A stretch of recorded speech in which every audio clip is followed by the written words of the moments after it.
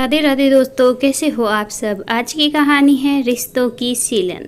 घर में सभी के चले जाने के बाद मैं अपनी चाय लेकर बालकनी में आकर बैठ गई। ये मेरा रोज का शगल था। बालकनी का एकांत और सामने सागर की लहरों की जुगलबंदी मुझे अत्यंत सुकून देती थी। सागर की लहरों को बार बार किनारों को छूने का खेल मुझे अत्यंत प्रिय था। लहरों में खो गई मैं अपनी तमाम परेशानियों को कुछ देर के लिए भूल जाती थी। पर आज बात कुछ और थी। आज मेरा 50वां जन्मदिन था। मेरे लिए और मेरे परिवार के लिए आज एक सामान्य दिन था। सुबह बच्चे मुबारकबाद देकर कॉलेज चले गए और नवीन, वह हमेशा की तरह मुझे मुबारकबाद देना भूल गए। खैर, उनका भूलना उनके नाम को सिद्ध करता है, अर्थात भूलने में कुछ नया नहीं। ये भूलने का क्रम तो उसी वर्ष से शुरू हो गया था जिस वर्ष हमारा विवाह हुआ था। शुरू में बुरा भी लगता था, मैं उन्हें याद भी दिलाती थी, किंतु अब तक और अंत ये एक और समझौते में शामिल हो गया। जीवन के ऐसे ना जाने कितने समझौते मेरे हृदय की गुल्लक में पड़े हैं। लहरों की अटखेलियों को देखते देखते मैं अतीत की गलियों में भटकने लगी। हिंदी में स्नातक करने के बाद मैं आगे पढ़कर एक लेखिका बनना चाहती थी।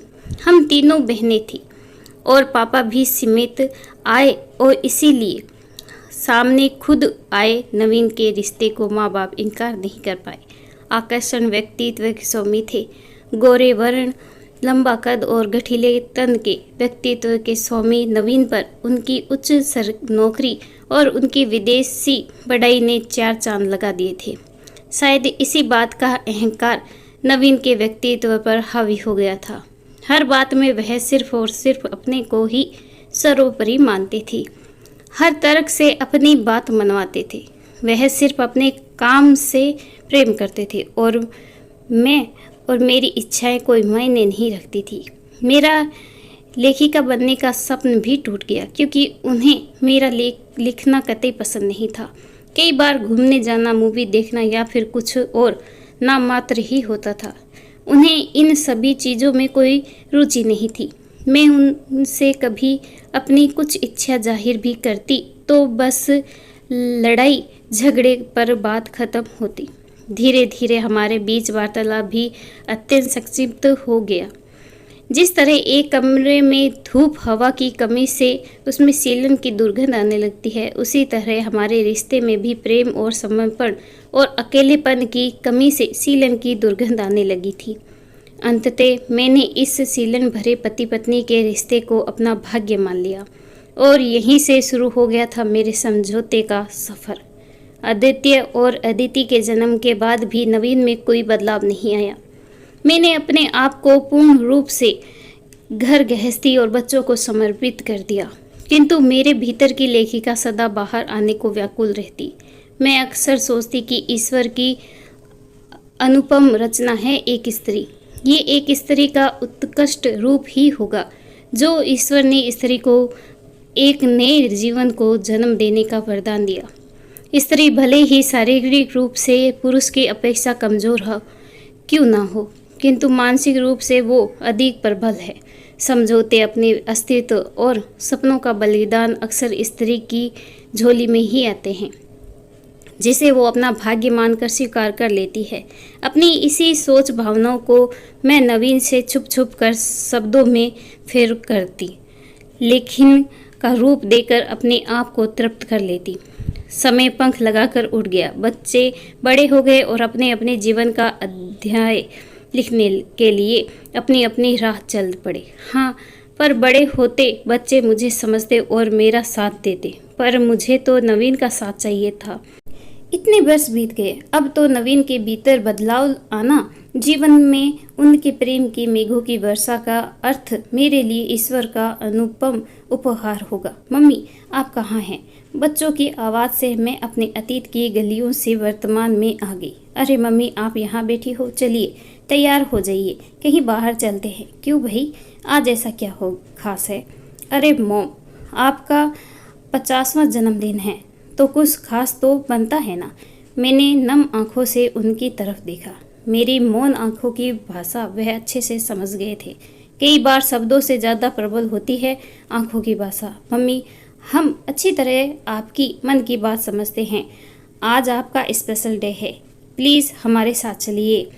बच्चों के स्नेह भरे निमंत्रण को मैं अस्वीकार नहीं कर पाई। हमारी गाड़ी एक कैफ़े के सामने रुकी। लाल गुलाब के फूल और लाल गुब्बारों से सजा कैफ़े बहुत खूबसूरत लग रहा था। ये कैफ़े तो आज बहुत सजा है, मैंने विस्मय भरा प्रश्न किया। हाँ माँ, वो दरअसल आज कैफ़े की फर्स्ट एनिवर्सरी है ना, इसीलिए। माँ, आप इतने अंदर जाइए, मैं अभी आती हूँ, अदिति बेपरवाही से बोली। अच्छा माँ, आप चलिए, मैं इतने में गाड़ी पार्क करके आता हूँ, कहकर आदित्य चला गया। मैंने जैसे ही कैफ़े का दरवाज़ा खोला, रजनीगंधा के फूलों की भीनी भीनी महक ने मेरा स्वागत किया। रजनीगंधा के फूल मुझे अत्यंत प्रिय था।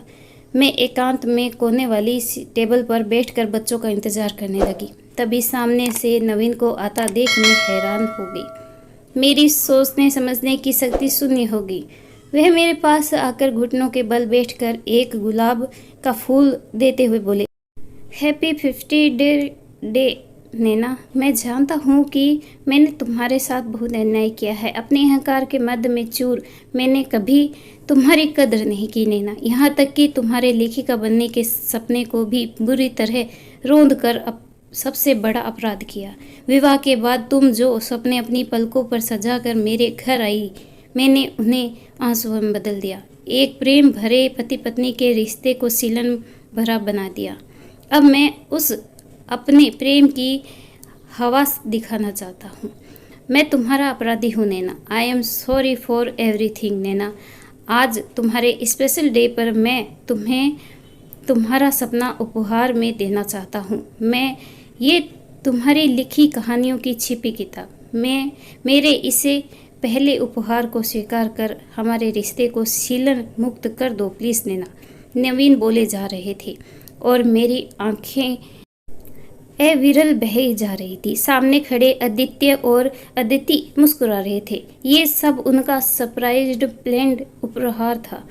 मुझे मेरे जन्मदिन पर इतना अनमोल और वो भी मेरे पूरे फिल्मी अंदाज में पहला उपहार मिला सके तो मैंने कभी कल्पना भी नहीं की थी। सीलन की वो दुर्गंध अब रजनीगंधा के फूलों की भीनी महक में परिवर्तित हो गई। इस कहानी के बारे में आपकी क्या राय है, कमेंट करके ज़रूर बताइएगा। कहानी अच्छी लगे प्लीज़ लाइक शेयर और सब्सक्राइब करना बिल्कुल ना भूलें। कहानी सुनने के लिए आपका बहुत बहुत धन्यवाद।